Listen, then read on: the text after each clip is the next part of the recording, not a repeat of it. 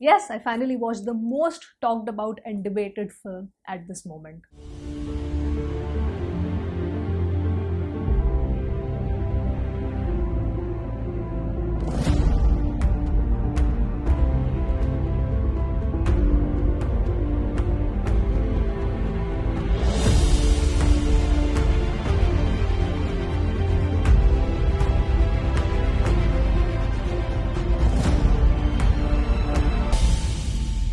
Hello everyone, welcome to my channel. And yes, I finally watched the most debated, controversial film at this point of time, which is the Kerala Story directed by Sudipta Sen. There are many movies which released last weekend, which I'm going to watch one by one, and finally 2018 is there with the subtitles, so I'm extremely excited to watch it next. And then obviously I will also watch and review Guardians of the Galaxy Volume 3. The Kerala Story, on the other hand, was absolutely not on my watch list because I did not even know about this film. I only got to know about this film because literally the country is talking about it. Some are defending it, some are calling it propaganda, and I thought to myself, well, this is a national debate and I have to go and watch it myself to understand why it is so controversial. I guess what they say is true, right? That any kind of publicity is good because the amount of hype that this film is getting is unbelievable. As of now, when I'm recording this video, I think the movie is also banned in a couple of states. Now, before I talk about the movie content per se,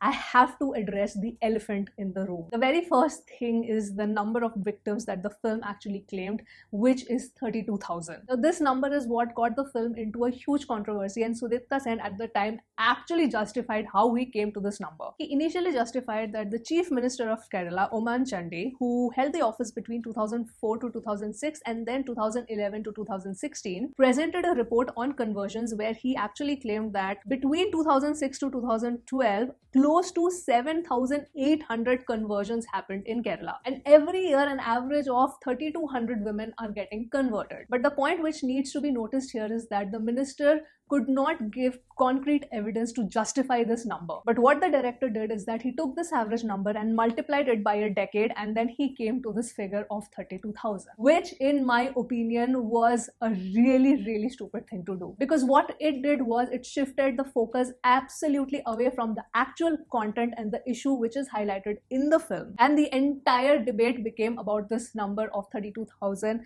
and this film got tagged as a complete propaganda. And the backlash is kind of justified because you are not presenting fiction in the story, you are presenting actual facts. Which brings me to the second point, which is the actual content of the movie, which is inspired by true events. The subject matter deals with how gullible women are targeted and brainwashed and made to join the terrorist outfit ISIS. The story is inspired from real life victims named Nimisha aka Fatima, Sonia Sebastian aka Aisha, and Merin Jacob aka Mariam. These three women were actually radicalized and made to join this terrorist outfit. So the issue at hand is pretty much real, and it's not just a problem which is, pertaining to Kerala, but it's a national threat. And anybody kind of denying and completely turning a blind eye to this particular issue and calling everything as propaganda, I would have to respectfully disagree, because that would mean that we're completely ignoring the plight of these actual victims on which this movie is based. Now, coming to the last point before I get into the actual nitty-gritties of the film,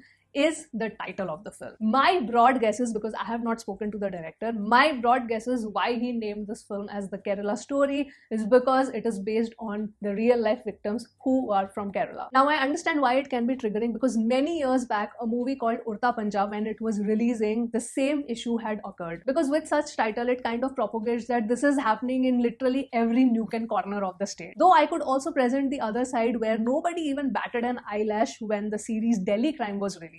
I'm just saying. Now in the movie, what I absolutely disagreed with is that there are dialogues as if to show that the entire state is burning and it's on a brink of collapse. Anybody with brain cells would know that that is absolutely not true. Yes, this problem of brainwashing and recruitment into ISIS is true. It exists. But that does not mean that the entire state is in the brink of collapse, as it was suggested through dialogues in the film. Which brings me to the actual film. Now, while I applaud the makers for actually highlighting this issue, because not a lot of mainstream Hindi film directors would do that, but the film has its flaws. When I'm going into the theaters to watch a mass film, there's a certain mindset with which I go where The basic premise is that I want to get entertained. But when I'm walking into the theater to watch a film which is based on true events, my mindset is completely different. There are certain things that I expect from the film. Number one is that if it is an extremely sensitive topic, it needs to be treated with sensitivity. Second is the performances and the way the movie is presented to us by the director. Now, while my heart absolutely goes out to the real victims, the way this issue has been presented in the film,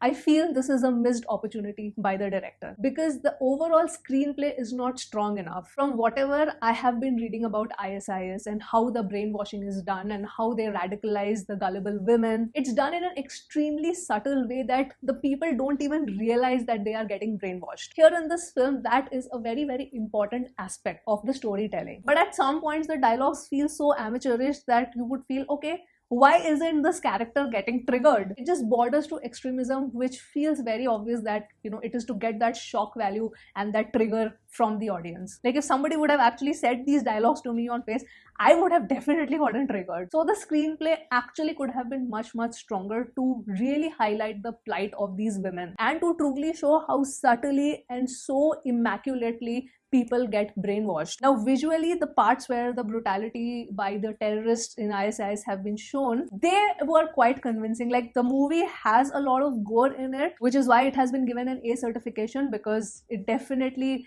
is going to creep you out a little bit. Though, once again, whatever I have read about this terrorist organization, I know that the brutality level which has been inflicted upon women, children, as well as men is absolutely even more horrific than what has been represented in the film. Coming back to the screenplay once again, when the makers have already changed that figure of 32,000 into 3 after this entire huge backlash, I don't know why they did not bother changing it in the film, because that dialogue is still there and that could actually mislead the audience. Coming to the cinematography, I would say that it's okay. It's nothing really out of this world extraordinary. I would say that it's decent. But what is extremely disappointing is the BGM. I mean, it's just so stereotypical that it was just not adding anything to the scenes. Lastly, coming to the performances, this is my first time watching Ada Sharma, and her performance was good in terms of her expressions, like her emotional scenes and all of that. She was good in those,